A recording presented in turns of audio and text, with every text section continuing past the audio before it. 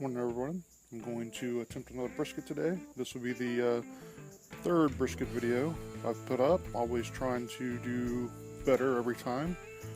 You can see here I've still got the brisket wrapped in the plastic wrap. I did this last night. That is just mustard for the binding, and for the rub I went pretty simple. Just used the Lowry seasoned salt, Lowry seasoned pepper, and then some granulated garlic.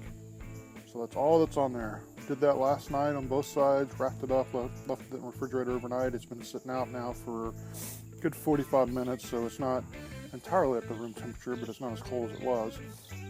So what I'm going to do is go ahead and get that unwrapped. Get over here, you can see I've already got those coals going real hot. As soon as I get the wood on there and the lid, the temperature will start coming down a bit. I'm going to start out at about 220, 225, and then we'll go from there. So let me get this unwrapped and get it on the grill, and I'll be back.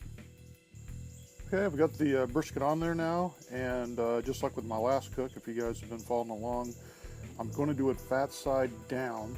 Reason being is me, my wife, and my kids all like the bark, and it just seems that if I do the fat side up, I get a really nice bark on the fat side.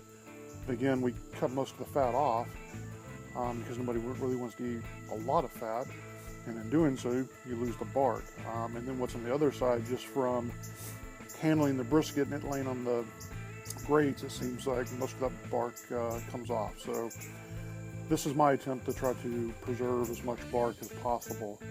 So again, fat side down. I'm not sure I've ever explained what kind of charcoal I use.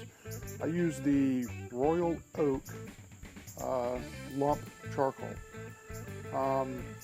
Great charcoal. I remember my stepdad using it when I was a kid. I always kind of thought it was cheap charcoal when I saw it in the store because it doesn't have a fancy bag or anything, but I stopped using the Kingsford briquettes mainly because they turn to powder when they're done. They just make a big mess. These here, if I shut the lid and close the dampeners, basically it puts them out, and I'm able to use them another day, and they don't leave as big a mess. Another thing I like about them, they burn hotter. So if you've seen my chicken wing video, you kind of need that heat to help crisp up the skin of the wings. If you're looking for a sear or anything, they just burn hotter than the regular briquettes. You guys, just my opinion, please. If you love Kingsford, I don't necessarily have anything against it. I prefer this. So what I'm going to do now, I've got a mixture here of apple and cherry wood. So I'm going to put a couple of chunks of each on.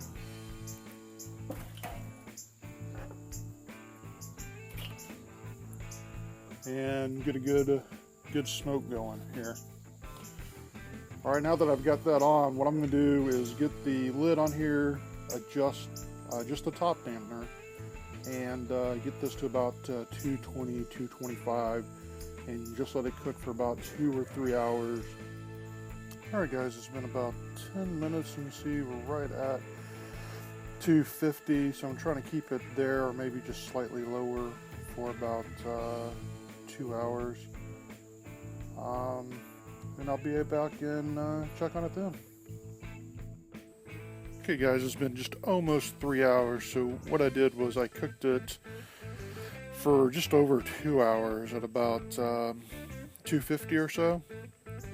And I'm using a suggestion that I got on my last brisket cook in the comments from SuperHogsfan to cook it low and slow for a couple hours and then bump the heat up to about 350 or so for the rest of the cook.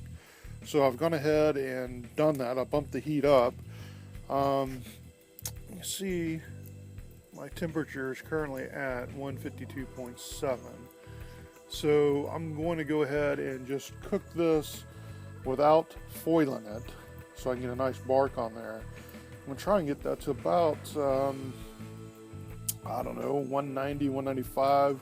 I'll use the temperature probe to kind of check the tenderness of it. And then I'm going to take it out and lightly wrap it, just tint it basically, put some foil over it, and let it rest for a while before I cut into it.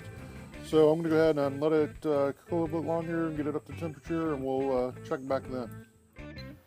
Alright guys, after about 2 hours I raised the temperature. I kept it in between 3 and 350, so it's just ticked over 350 right now. And I don't know if you can hear or not, but I was able to get the temperature up to 195 without foiling it. So that's how the brisket looks. I'm going to take that probe out and kind of, stick it in the brisket at different locations just to see how tender it is. If it's tender, I'll go ahead and take it off, and I'm going to just tint it and let it rest. If it's a little tough, I'm going to let it cook just a little bit longer. We'll be back when I get the slicing. Alright guys, here's the finished product.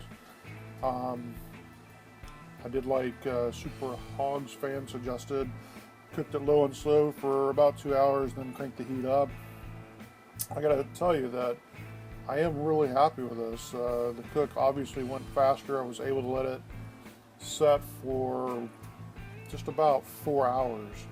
I went ahead and unwrapped it the last hour just to kind of get the steam and everything off of it. You can see there's a slight smoke ring there.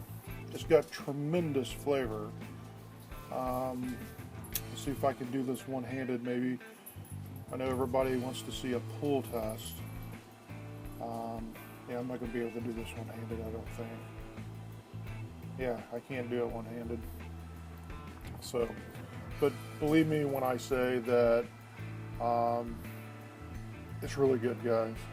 So, SuperHogsfan, appreciate the suggestion. I think I need another couple of cooks under my belt just to refine things a little bit, and I think I'll get there. So guys, I'm going to go ahead and sign off now, serve this up for dinner. Real quick, you can see I made my baked beans again to go along with this. So plate all this up, serve the family, and enjoy the meal. So guys, if you liked it, please subscribe, leave a comment, click like, share it with your friends. Thanks for watching.